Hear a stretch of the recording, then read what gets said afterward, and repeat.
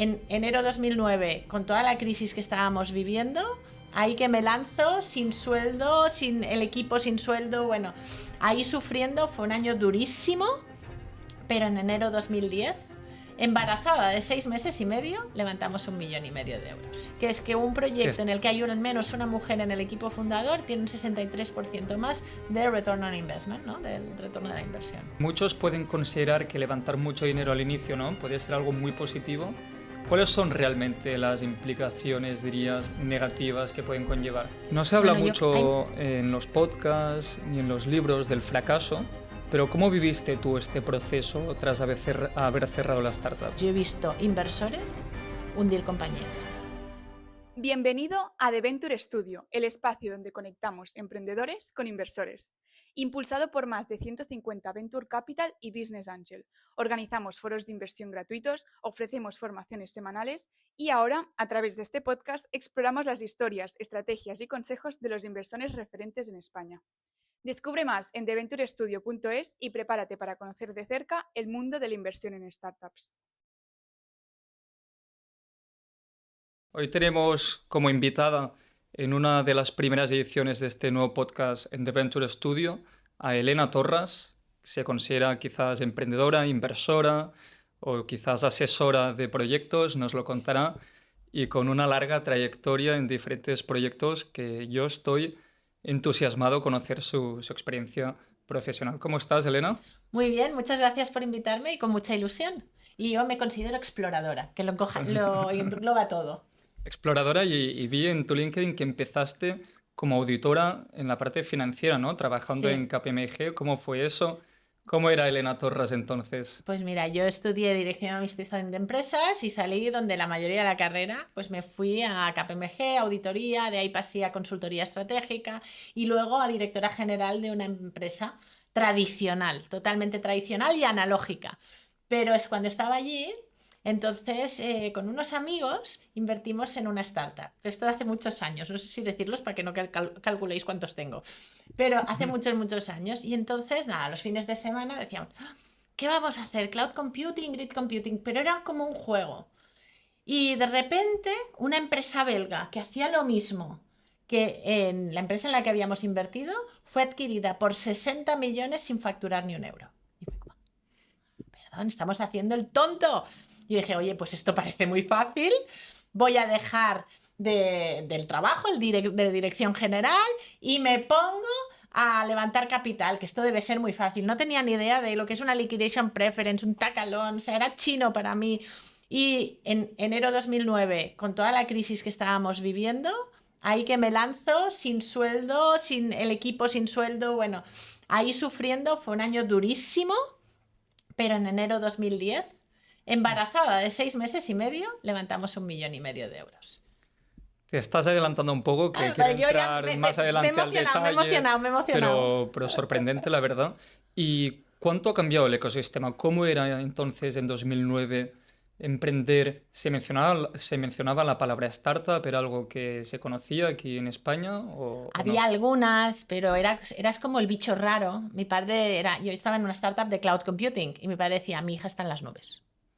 Porque era algo como, ¿qué están haciendo, no? Esta gente que está dejando el mundo corporativo, que no se entendía. Entonces había un ecosistema pequeñito, pero un ecosistema muy bonito también, ¿no? O sea, yo si aprendí algo ahí es, la gente me ayudó, porque yo no tenía ni idea y cuando pedía ayuda, cuando pedía consejo, lo recibía. Entonces, bueno, era diferente, muy pocas mujeres. Ahí sí que acostumbraba a ser la única de la sala y se acordaban la startup de la chica esta, ¿no? Pero, y ahora ha cambiado, por suerte ya no decimos esto porque en la sala hay muchas más mujeres. Claro, pero tenías un perfil financiero y a la vez estabas muy interesada en la tecnología. Sí, y ¿Cómo era después eso? estratégico, porque fue financiero al inicio, pero luego estuve en consultoría estratégica, entonces era más general. Y la tecnología me había gustado también en la carrera, o sea, siempre me ha atraído. Entonces, la combinación de negocio con tecnología, ya lo estamos viendo, es que era el futuro en ese momento, imagínate ahora, ¿no? Que es ya el presente. Y para todos los que nos escuchan y quizás trabajan en KPMG, que fue una de las empresas en la que estuviste como auditora, ¿Cómo ves dar este salto de trabajar en una compañía que tienes un recorrido profesional marcado a emprender? ¿Qué les Bueno, compartirías o cómo lo viviste tú? Bueno, yo creo primero que KPMG o cualquier empresa, yo creo, y esto lo explico a los jóvenes, ¿no? Cuando voy a dar charlas en la carrera, no, que tienen que escoger la carrera y es una presión porque decidir el resto de mi vida cuando tengo 17 años, pues no. En la vida se puede cambiar muchísimo de profesión, de trabajo, de pasión. No pasa nada, hay que coger lo que a cada uno le gusta en ese momento y luego siempre estamos a tiempo de cambiar. No pasa nada. Entonces, yo estaba en el mundo corporativo, pero siempre he tenido ese ADN, ¿no? de lanzar cosas. Ya en KPMG intenté montar un departamento. Ahí era la junior y ya ahí y me apoyó, ¿no? Un socio, venga, inténtalo. Luego no facturaba ese departamento y lo quitamos, ¿no? Pero al final siempre he tenido la inquietud de montar cosas. Muy bien. ¿Y cuáles fueron estos primeros pasos que diste para emprender y cómo evolucionó la idea? Pues la primero, yo me puse de CEO en una empresa que habían fundado otros chicos. ¿Vale? Y esto, lo que pasa que, como digo yo, ¿no? Fue parte del equipo emprendedor, pero no fundadora. Y ahí es donde al final levantamos muchísimos millones y donde aprendí todo lo que sé sobre el fundraising. También cometimos muchos errores, hicimos un flip a Estados Unidos, luego un retranche a Europa, bueno, muchas cosas para aprender y yo creo que todas las startups podrían escribir trilogías o 4 trilogías porque pasa de todo. Entonces, ahí, ya digo, ahí estuve unos cuantos años en la operativa de la startup y luego, como me pasé a hacer de mentora con Guaira y con otras aceleradoras, ¿no? Porque quería como devolver eso que me habían ayudado personas del ecosistema, ¿no? Cuando yo empecé, yo decía, yo quiero devolver, yo quiero que la gente no haga los errores que he cometido yo, que he cometido un montón. Empecé a mentorizar, pero me enamoraba de los proyectos y de los emprendedores y yo quería ser parte de su sueño y entonces empecé a mini invertir, pero mini. Y entonces, claro, de repente estaba en el mundo emprendedor, pero también en el mundo inversor. Y en eso, pues apareció un proyecto que me hizo brillar los ojos y ahí que me lancé de cabeza. ¿Y cuál era este proyecto Era de salud siguiente? íntima de la mujer. Y lo que pasa es que era una femtech cuando no existía ni la palabra femtech. Llegamos demasiado pronto. Entonces, después de unos años de ganar un montón de concursos, de llegar siempre o a la final o el premio, de repente vi clarísimo que no habría negocio durante unos cuantos años, con lo cual tendría que pedir dinero simplemente para sobrevivir hasta que el mercado estuviese preparado. Y en ese momento pues decidí que tenía más sentido cerrar y cerré sin concurso de acreedores, fue limpio hasta el volvito de Lenisa. Para Y hacer un doble clic aquí, primero, ¿cómo ves los premios que se entregan en el ecosistema emprendedor? ¿Realmente es algo relevante que debes incluir en el deck y que te ayuda en el fundraising? a ver, no es que te ayude en el fundraising el premio en sí, sino la visibilidad que te da ese premio hace que se fijen en tu startup. Al final, los inversores recibimos un montón de proyectos. ¿Cuál te llama la atención? Pues si lo has visto o lo has oído en algún sitio. Entonces, el premio tampoco se trata de cada día estar en todas partes, pero hay premios, sobre todo si tienen prestigio, y dices, ostras, si le la han escogido ahí, igual algo me estoy perdiendo. Como mínimo me la voy a mirar. No vaya a ser que yo me quede fuera, ¿no? Entonces te da esa visibilidad, yo diría que es un fast track para acceder, pero no te da inversión. Pero quizás no merece tanto la pena trabajar para ganar los premios, sino enfocarte, ¿no?, en el cliente. ¿Cuáles fueron aquellos errores que crees que cometiste en Uy, este cuando has primer dicho que tenemos en el podcast, porque errores he cometido tantos que podemos estar 5 horas. Pero alguno que te quedes allí. Sí, mira, primero yo creo que lo primero es levantar demasiado dinero cuando no estás preparado, cuando no tienes un product market fit. Salir al mercado como si lo tuvieras cuando no lo tienes, con lo cual vale la pena iterar, testear y pivotar hasta que realmente lo encuentras y ahí ser un poco conservador con el tema del cash y cuando lo encuentras ir a por todas y no al revés. No ir, venga, yo voy a conseguir clientes, no, porque es importante entender a quién te estás dirigiendo. Después, obviamente, el tema de los fundadores y el equipo, ¿no? El equipo con el que montas, que tengas alineados los valores, que sepas que realmente vais hacia la misma dirección, pero además caminando el mismo camino, porque puede ser que el objetivo final sea el mismo, pero la manera de llegar sea diferente. Después el salir fuera demasiado pronto, salir internacional antes de tener consolidado el mercado aquí. Entonces, es que hay muchísimos. Lo que muchos pueden considerar que levantar mucho dinero al inicio, ¿no? Puede ser algo muy positivo. ¿Cuáles son realmente las implicaciones, dirías, negativas que pueden conllevar? Bueno, hay muchísimas. Una es, si levantas mucho dinero, tu valoración ya está muy arriba. ¿Vale? Cuando vayas a levantar la siguiente, si no has cumplido con los objetivos que tenías con ese capital inicial, te va a ser prácticamente imposible levantar la siguiente ronda. Porque dirán, "Ah, me encanta el proyecto, pero para el momento en el que estás, yo te haría una valoración de esto con un ticket así". Y resulta que tú ya estás demasiado tarde, pero no has ejecutado o no has conseguido el performance que merecería ese dinero. Después, que como tienes más dinero, no te importa, ¿no?, gastar en ciertas cosas que si tuvieras poco estarías más centrado y más focalizado en lo importante. ¿Sabes? Aquí se amplía y puedes estar haciendo cosas que son superfluas porque te lo puedes permitir. Entonces yo creo que hay que levantar el dinero que necesitas y un poquito más, pero no pasarse. Y ha de ser adecuado para el momento en el que estás.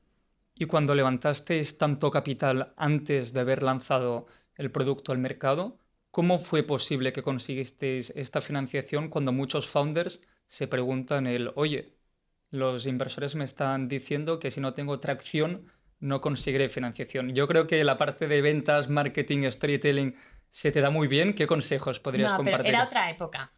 Y también había otros inversores, o sea, había menos inversores y no había tantas startups, no había tanta madurez. Pero es verdad que el storytelling que es importante y entender sobre todo el por qué lo estás haciendo y a quién estás ayudando. A veces los emprendedores van directamente al KPI, el KPI es súper importante, pero entender el por qué se está creando un proyecto y el dolor que estás resolviendo. Para mí, cuando yo estoy invirtiendo en una startup, quiero saber si es vitamina o antibiótico.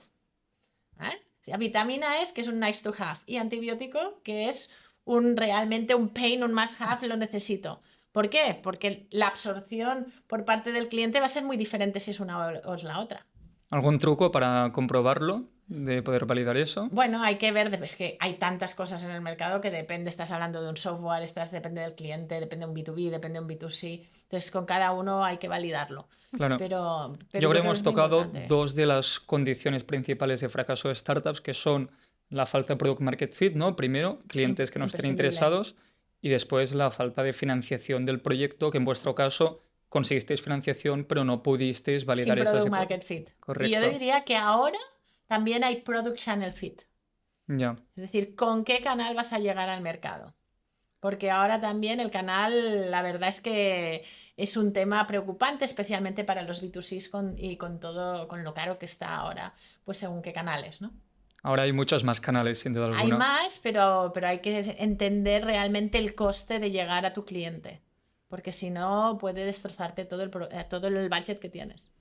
No se habla mucho en los podcasts ni en los libros del fracaso, pero ¿cómo viviste tú este proceso tras haber cerrado la startup? Pues mira, yo lo viví bastante bien, porque fue una decisión pensada. Es decir, de hecho mi inversor 6 meses antes me dice, creo que tendrías que cerrar, Elena, porque has llegado demasiado pronto. No, yo tengo energía y tal.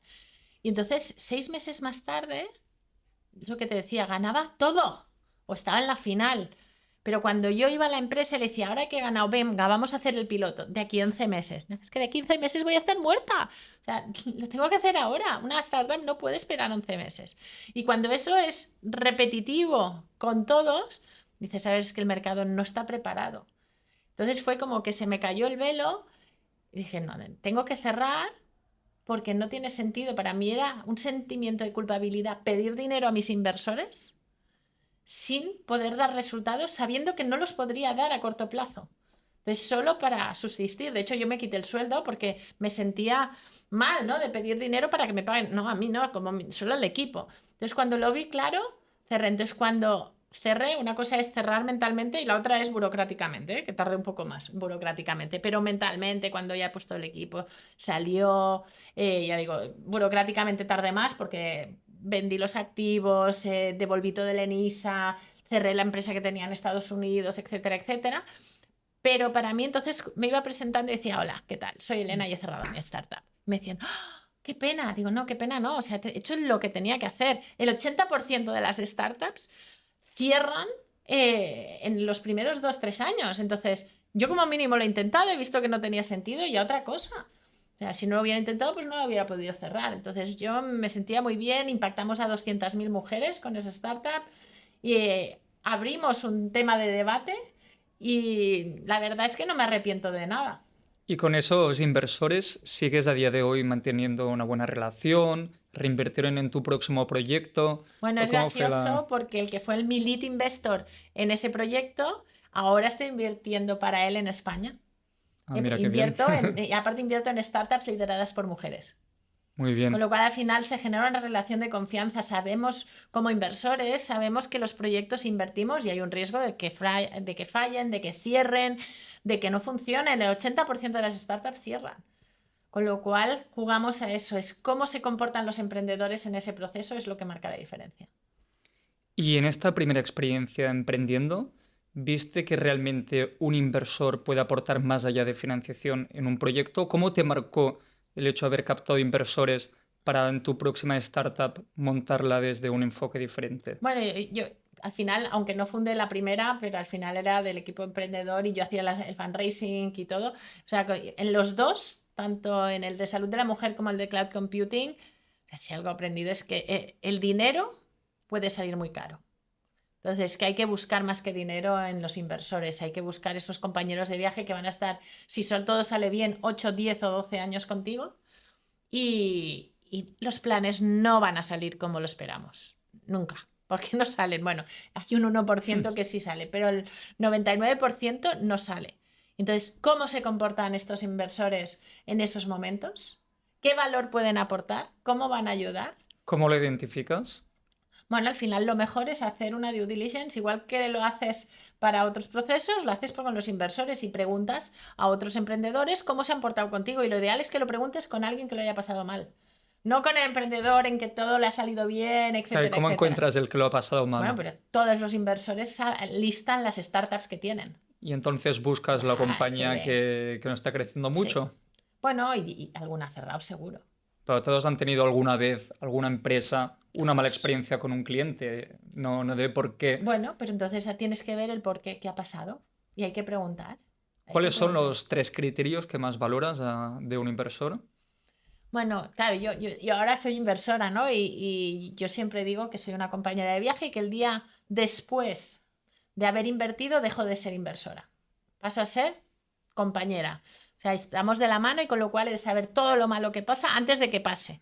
Porque así puedo ayudar. Porque al final, si mis emprendedores ganan, yo gano. Si mis emprendedores pierden, yo pierdo. Tenemos los intereses muy alineados. Entonces, para mí, uno de los temas importantes es que la alineación de intereses. Si están contrapuestos, tenemos un problema porque vamos a querer cosas diferentes. Entonces, para un lado está la alineación de intereses, sin duda. Después, el feeling personal. Al final, es lo que digo, vamos a estar 8, 10, 12 años juntos. ¿Cuál es ese feeling personal? ¿Cómo nos vamos a llevar? O sea, ¿me apetece también irme a cenar con esa persona? ¿O solo hablar ¿no? del proyecto? Si solo es hablar del proyecto, al final caerá la relación porque queremos generar esa relación de confianza. Y es ideal por los dos lados.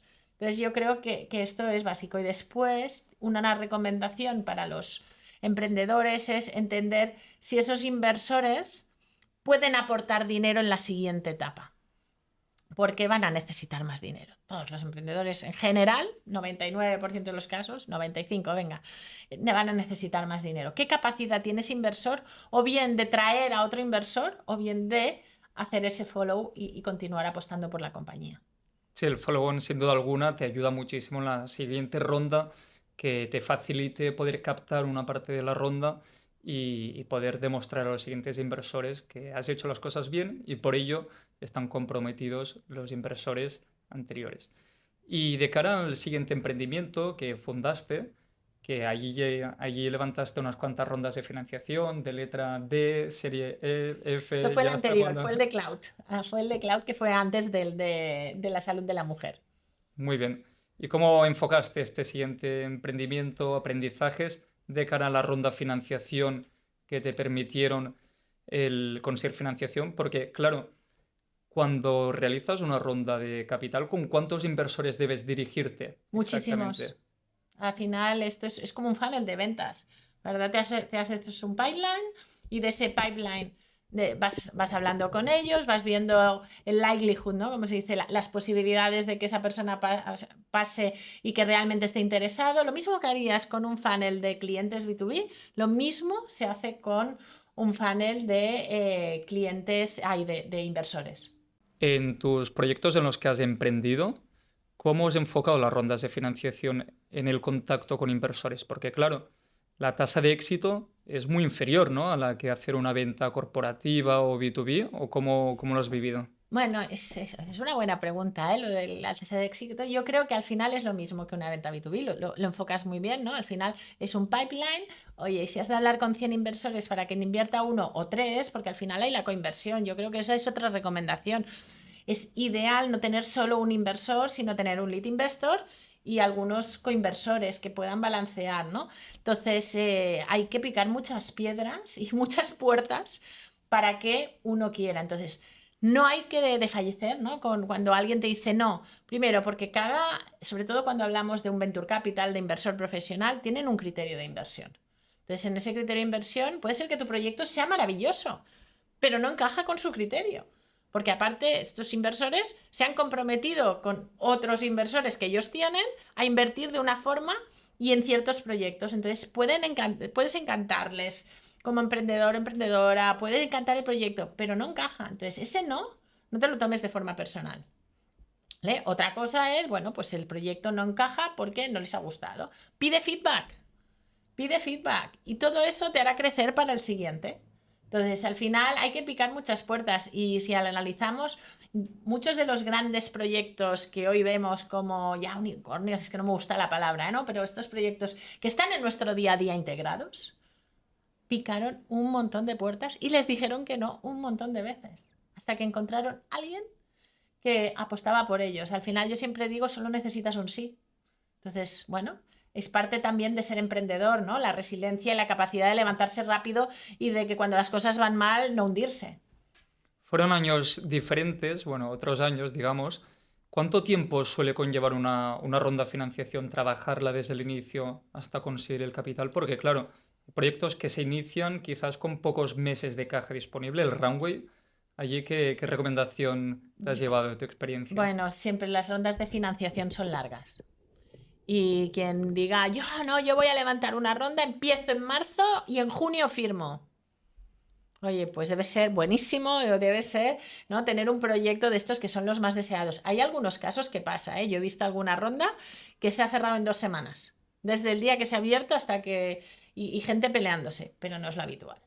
Entonces, lo habitual para el average, ¿no?, de los mortales es estima un año. 6 meses lo veo optimista, entonces yo estimaría un año. Como mínimo un año, porque si tienes menos de 10 meses, puede jugar a tu contra, ¿no? Que los Totalmente. inversores Bueno, ahí pueden impongan apretar. cláusulas, Sí, valoraciones a la baja, entre otros, sí. y mínimo de meses de caja para levantar capital, es decir, runway posterior. Sí, 18 meses de 18 a 24. ¿Te Nunca has visto 12. en algún apuro tú, en alguna ocasión, Siempre, con toda la vida. alguno que recuerdes muchísimo? Bueno, yo recuerdo una vez que en la primera, que estuve 52 meses en que no sabía si tenía dinero para pagar el salario del mes siguiente. Y el mes siguiente no sabía si tenía dinero para el del mes siguiente. Y esto pasó durante 52 meses seguidos. Entonces acabé aprendiendo a vivir en un comfort zone, ¿no?, de incertidumbre, ¿vale? La incertidumbre es mi comfort zone, no pasa nada, porque al final lo iba consiguiendo, ¿no? Pero es complicado, entonces... ¿Que te ibas financiando con los propios clientes? Bueno, y pólizas y financiación pública y entonces algún convertible, bueno, toda la ingeniería financiera que te puedas imaginar la conseguí ahí. Que conseguiste también un Venture Debt, ¿no? Sí, Cuando ya quizás no era tan conocido aquí en de España. hecho, fue en abril del 2010 y solo había 3 Venture Debts en todo el mundo. Ahí letra pequeñita en el Venture Debt. Son contratos intensos y muy draconianos. Yo me acuerdo, venía a hacer la ronda, que bueno, era como, yo era novata en ese momento, y de repente me ponen el Venture Debt y estaba yo alucinando con el contrato. Ahora ya lo tengo más por la mano, pero en ese primero son contratos muy draconianos. Que puede salirte muy caro, ¿no? Un contrato Venture Puede Debt. salir. De hecho, un aprendizaje es no pidas Venture Debt si no generas cash. Vale. Que en nuestro caso pedimos un Venture Debt sin generar cash, con lo cual el dinero de los inversores al final acabó siendo para repagar el Venture Debt. Entonces no tiene sentido. Que los Venture Debt entran desde una serie A, serie B, ¿no? Sí. Posteriormente. ¿Y cómo cambia el pitch de una compañía a una fase inicial, presemilla, semilla, a una fase posterior? Al inicio quizás vendes más una historia y posteriormente los resultados, ¿o cómo es? Tal cual, es que es tal cual lo dices. Yo creo que al inicio no tienes nada, o tienes muy poquito. Tienes pues un MVP, una validación de mercado. Entonces lo que vendes es ilusión, visión, dónde voy a llegar, qué es lo que voy a conseguir. Cuanto más tiempo ha pasado en la compañía, más hechos, objetivos es lo que has de enseñar. KPIs, crecimiento, ventas, etcétera. Cuando llevas poco tiempo, esto queda más diluido. Entonces, bueno, esa es la diferencia.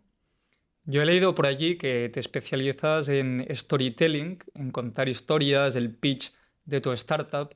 ¿Hay algún consejo que te haya ayudado muchísimo a captar inversión?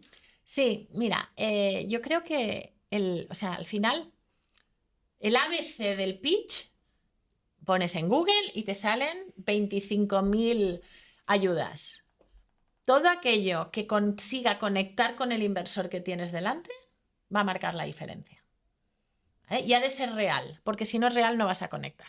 Entonces, el por qué lo estás haciendo, si viene de algo personal, si has conseguido algo muy especial, eso es con lo que has de empezar, ¿no? Entonces, aquello que conecte es lo que va a marcar, sobre todo cuando haces un pitch que tienes 10 detrás tuyo. ¿Cómo se van a acordar de ti? ¿No? Al final se acuerdan de 3. ¿Cómo vas a hacer para que seas una de esas 3? Pues tienes que hacer algo diferente.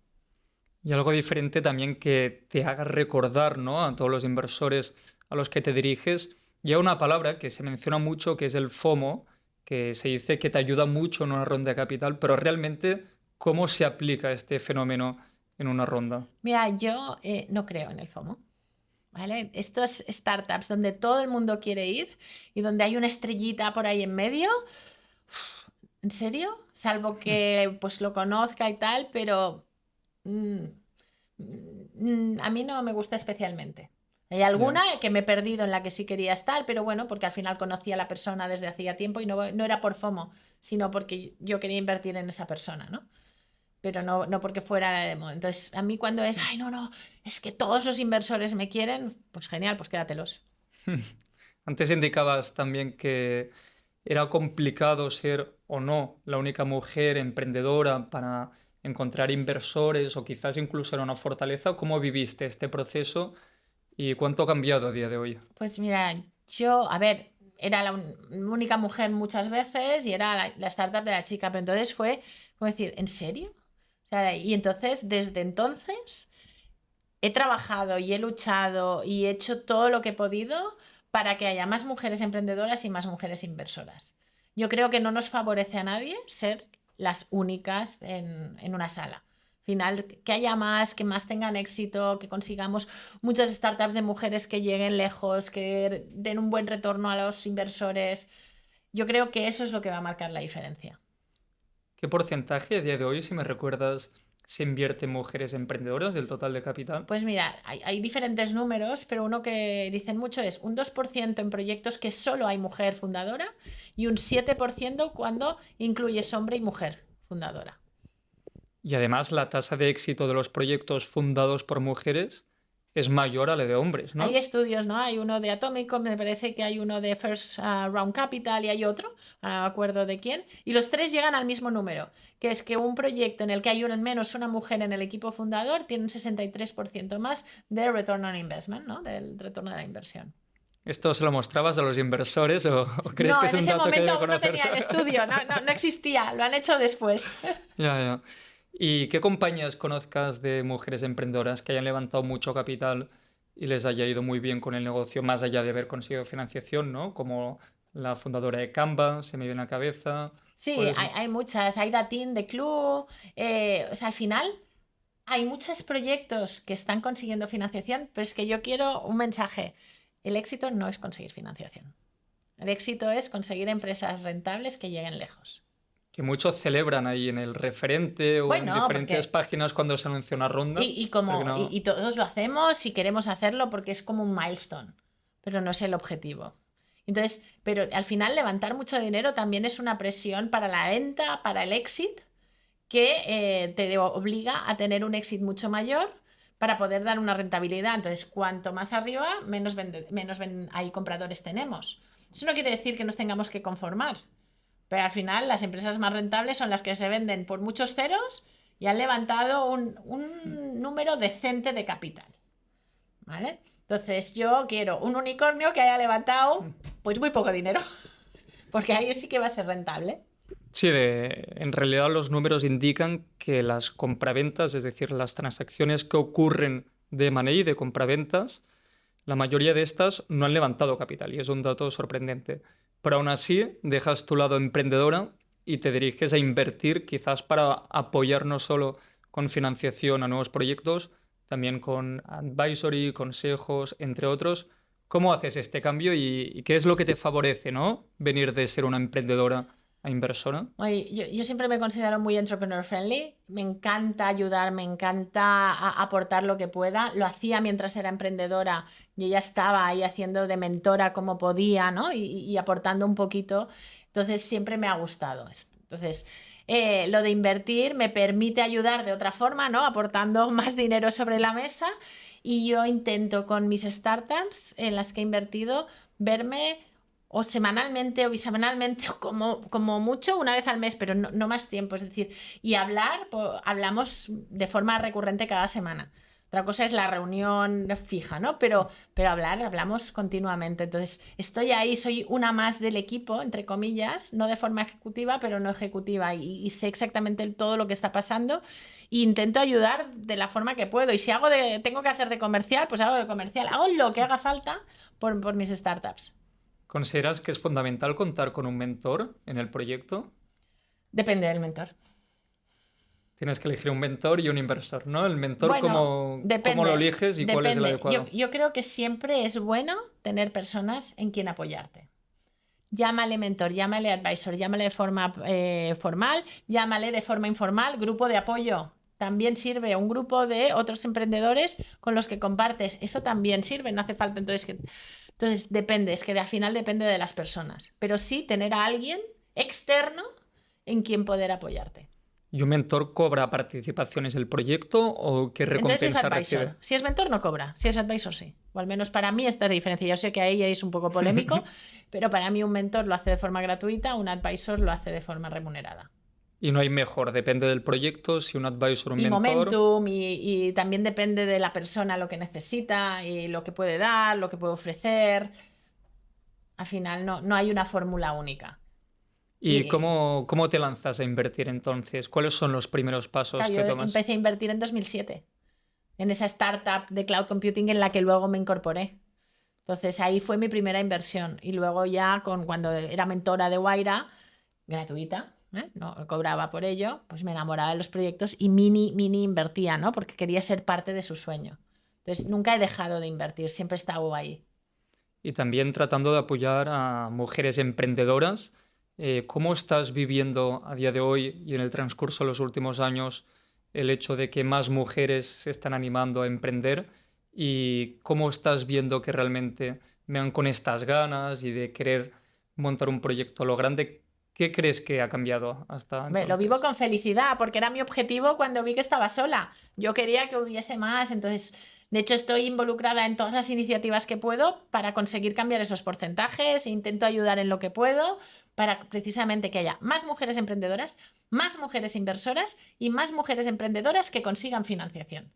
Esta es la gran diferencia, porque estas luego van a conseguir ser exitosas y vamos a tener más referentes y eso va a ser un círculo vicioso que va a hacer que todo el número crezca. ¿Y esta es tu tesis a día de hoy? ¿Solo invertir en mujeres fundadoras? Principalmente lo intento. No entiendo. A mí el equipo ideal es que haya una mujer y un hombre, ¿eh? Para mí esto es el equipo ideal. ¿Por qué? Porque yo creo en la diversidad. No es que quiera ahí solo un mundo de mujeres, creo la diversidad. Entonces, tener un equipo que tengo lo mejor de los dos mundos, ¿para qué voy a quedarme solo con uno? ¿Y participas en otras iniciativas, entre ellas Hans Woman Group, fundas, Dime. sí, fundas Pau Capital?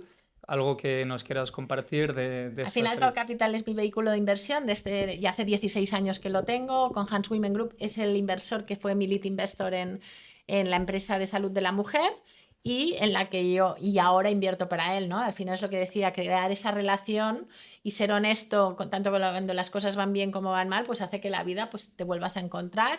Y después apoyando a mujeres emprendedoras a través de Female Startup Leaders. Creé en su momento un grupo de mujeres inversoras para invertir en mujeres emprendedoras. Es decir, todo aquello en lo que puedo aportar un poquito para cambiar estos porcentajes, lo hago. ¿En cuáles startups has invertido a través de estas iniciativas? ¿Alguna que recuerdes? Sí, he invertido, pero si digo una, luego las otras se me ponen No. celosas. Entonces he invertido en total, o sea, directamente yo, o bien a través de Hans Women Group, pero llevando yo la inversión, en total unas 24. ¿Que entre ellas están cuáles? Ah, tú ahí vas. No, pues mira, te empiezo con las últimas. Tengo Fabric, tengo Meetoptics, tengo Vitans, tengo Wowplay, tengo Blaine, tengo Mi Cuento. Me estoy olvidando alguna, tengo Upground. Ay, me he olvidado alguna segura, pero bueno, sí. ¿Y ahora quizás es más fácil siendo mujer levantar capital o sigue siendo un reto? Sigue siendo un reto. Un reto. Sí. ¿Y qué mensaje transmites a las fundadoras en las Pues que inviertes? keep trying, es que al final sigue picando puertas. Pues si hay que picar a 200 en lugar de 100, pues hay que picar a 200. Pero están ahí y se va a conseguir. Y cualificar al inversor, ¿no? Siempre. ¿Qué tipos de inversores existen según...? O sea, al final hay que escoger quién es tu compañero de viaje. Entonces, es muy importante hacer esa due diligence. Yo he visto inversores hundir compañías. Entonces, es muy, muy, muy importante saber a quién pones en casa. ¿Y de qué forma puede un inversor hundir una compañía? ¿A través de cláusulas? ¿Qué más? No es tanto la cláusula, sino cómo aprieta, cómo fuerza a generar, bueno, a cumplir ciertas cosas. Lo que decía del alineamiento de los intereses. Si son muy diferentes, no es lo mismo un inversor que ha entrado en su primer año del fondo que en su último año. Hay más rapidez o menos rapidez que necesita. Hay inversores que no respetan un poco. Al final, una cosa que hacemos nosotros es, oye, nosotros te podemos orientar, te podemos decir, pero la empresa es tuya. Con lo cual, tú eres quien toma la última decisión. Hay inversores que no tenían esta manera de actuar, ¿no? Y son ellos quien deciden el business plan, pero no están en el día a día, y en el día a día pasan muchas cosas que como inversores no vemos. Entonces, si has invertido en un equipo, confías en ese equipo, estás ahí para apoyar, intentas darles esa visión, hacer challenge, preguntar en cosas que igual no se han planteado, pero tú has invertido en ese equipo, con lo cual confía en que van a tomar la decisión correcta. O sí es cierto que en Estados Unidos anteriormente el venture capital solían tomar, ¿no?, una posición posterior cuando el negocio crecía en el board, y también como CEO echaban al empresario, al emprendedor que había montado el proyecto en algunas ocasiones, y llegó el fondo de Peter Thiel que dijo Founders First y no echaremos a ningún CEO, que ha cambiado mucho el tema hasta entonces a nivel de ecosistema. Yo creo que es que al final no todo el mundo sabe hacer de todo. Y esto lo tenemos que saber. Hay fundadores capaces de montar una compañía y luego llevarla a los 1.000 millones. Pero es que hay otros que lo que se les da bien es fundar compañías, pero no gestionarlas. Entonces, no pasa nada. No se trata de echar, de no echar. Se trata de llegar a acuerdo para hacerlo mejor para la compañía, donde se reconozca el trabajo de todos y buscar las personas idóneas para cada momento. No es lo mismo llevar una empresa de 0 a 10 millones que de 10 a 100, que de 100 a 1.000. Los perfiles son diferentes. Y en casos excepcionales, hay personas que saben hacer los tres pasos. Perfecto, pero no es lo mismo. Entonces, ni uno se ha de sentir ofendido porque no sepa hacer el siguiente paso, que esto también es un ejercicio de humildad para los emprendedores, ni los inversores a decir, pues ahora ya no tal, te he hecho, ¿no? Pues hay que entrar en un punto medio, reconocer el trabajo realizado e intentar, ¿no?, que la empresa tenga el mejor perfil en cada momento. Y esta es una evaluación que haces tú, ¿no?, como inversora, de ver si tiene la capacidad de llevar un proyecto de 100 a 1.000 o en lugar de... Yo me interesa que lo lleven de 0 a 10. Cuando lleguemos a los 10 ya veremos. Porque al final yo invierto en fases súper iniciales y lo que quiero es validar el mercado, demostrar que esto funciona. Y también hay una cosa, y es que los emprendedores van desarrollando habilidades. Entonces no puedes evaluar el día del cero si vas a saber gestionar 1.000 millones. Lo vas a ver en el camino. ¿Y los founders que te llegan a día de hoy que quieren quemar mucho capital y depender del fundraising en una startup? No me están ¿cómo lo llegando ves? tantos, ¿eh? ¿No? Y los ¿Ya que me ves llegan nada? ya no los miro. Pero no me están llegando ¿Cómo, tantos. La cómo lo ves gente esos es proyectos? bastante... A mí no me gustan. Entonces, los que su estrategia es puro fundraising, es que ya ni me los miro. Ya quizás te miras proyectos con un EBITDA positivo en No es qué tanto año. por el EBITDA, es conciencia. Es decir, cada unidad que vendo me sale rentable. Luego otra cosa es que los números no salgan al final porque estás invirtiendo en crecimiento. Pero al final aquello de, usuarios por sí, vamos a captar y ya veremos. No, porque es que no tiene sentido. Y ya haciendo una evaluación en el criterio inversor aquí en España, ¿qué crees que nos falta a los inversores que mejorar o que ofrecer al emprendedor? Y más allá de no mencionar que en las fases posteriores, ¿no? En una serie A, serie B, apenas hay inversores aquí en España que un Sí que va a founder decir, debe nos de... faltan inversores de crecimiento, pero para eso necesitas un pool más grande de empresas que lleguen a esas fases. Entonces, al final es como todo, vamos madurando como ecosistema. Yo creo que en las fases iniciales estamos súper bien cubiertos. Hay gente con muchísima experiencia, que lleva muchos años, que ya van por su segundo o tercer fondo, que han tenido buenos exits. Es decir, al final yo creo que la siguiente fase del mundo de la venture es no solo dinero, sino que más te aporto, ¿no? De valor. Pero creo que esto aplica a España y aplica a todo el mundo. Que para hacerlo, repetimos que lo mejor es preguntar a los compañeros del portfolio, que lo puedes Sí. encontrar en la página web de cualquier No pedir inversor. que te digan, ¿con cuál hablo? No. Busca tú y decide con quién hablas. Y que hay inversores que eliminan además en el portfolio las compañías que han fracasado. ¿Ah, sí? Hay Ostras, yo no algunos lo he visto. que lo Pero al hacen. final forma parte es que forma parte del viaje y del juego. Los números siempre son los mismos, ¿no? Del 80% Sí. no te van a funcionar y que tú ya viviste el hecho de emprender y trabajar en una startup que fracasase, ya estás acostumbrada a invertir y que los proyectos fallen, que es algo que forma parte del día. Sí, forma Sí. parte del juego. Muy bien. Pasemos ya a la última sección de preguntas rápidas, que te las voy a lanzar y a ver cuánto tiempo de espera A te ver, va a llevar vaya, dar una encima me pones respuesta, ¿vale? presión. Primero, del número de invertidas, que ya lo has dicho Sí, anteriormente, 24. y sumando con Hans Woman Group. Claro, ahí hay 80, con lo cual ya iríamos a 100 y pico, pero he sumado las de Hans Women Group y las mías personales en las que yo tengo una acción directa. Son 24. ¿Cuál ha sido la que te ha ofrecido mayor retorno? Pues fue una que vendí hace mucho tiempo que el múltiplo era de 3 dígitos, pero invirté muy barato. ¿Es española? Sí, ¿No vas a decirla? no, ¿Y has ganado más dinero como emprendedora como o como inversora. inversora? ¿Alguna startup de tu antiportfolio que no hayas invertido pero hayas recibido el deck anteriormente? Pues mira, sí, tengo unas cuantas. Sí, tengo, mira, y todas lideradas por mujeres, en algunas porque no me han dejado invertir y en otras porque al final hemos decidido no invertir y siempre me ha quedado ahí el gusanillo. Pero no las voy a decir. Pero No, están todas lideradas por mujeres. no las vas a decir. No, porque yo creo que ya saben quiénes son. ¿Y por qué no te dejaron invertir? Bueno, porque cuando hay overbooking, al final no había sitio. Eso es FOMO real, ¿no? Sí. ¿Alguna inversora y emprendedora de referencia? Mira, está Jessie Draper de Alongen VC, que fue ya hace muchos años, yo creo que fue la primera, o al menos la que yo conozco, primera mujer en montar un fondo focalizado en invertir en mujeres en Estados Unidos. Creo que ahora va ya por el segundo o el tercer fondo. Y Y emprendedora, pues Aida Tin de Club, por ejemplo, que además fue la que acuñó la palabra Femtech en su día y consiguió pues una empresa exitosa en Femtech que hay muy poquitas. ¿Y algún libro de referencia? Venture Deals de Brad Feld. Me lo leí en 2009 y ha sido mi Biblia desde entonces. Libro conocido, famoso. Sí. Ahora sí debes de mojarte, ¿eh? ¿Alguna startup que creas que lo va a petar dentro de 5 años? Que hayas invertido y que no hayas invertido.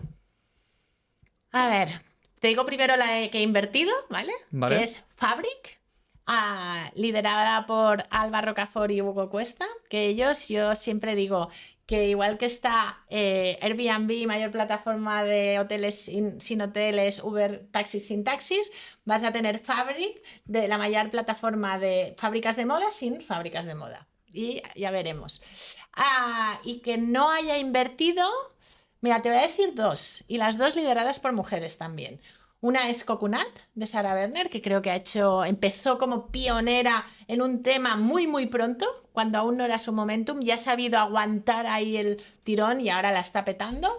Y la otra es Senior, con lo cual, a ver qué tal. Ya la seguiremos allí. Por favor. Y un último consejo que quieras recomendar con toda la audiencia, ya sean inversores, emprendedoras.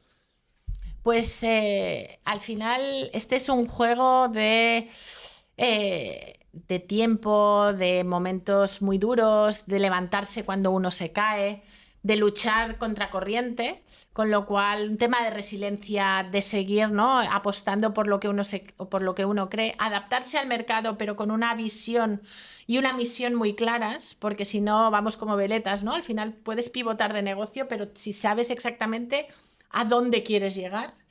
Y al final lo más importante de todo es buscar compañeros de viaje. Ya sean inversores, cofundadores o también Equipo, personas que trabajen todo, en el equipo. Todo. Aquí lo dejamos. Muchas gracias, Elena. Seguramente repetiremos en una próxima ocasión con lo que te depare, ya sea como emprendedora o inversora, y nos vemos en el siguiente podcast. Muchas Gracias a todos. gracias.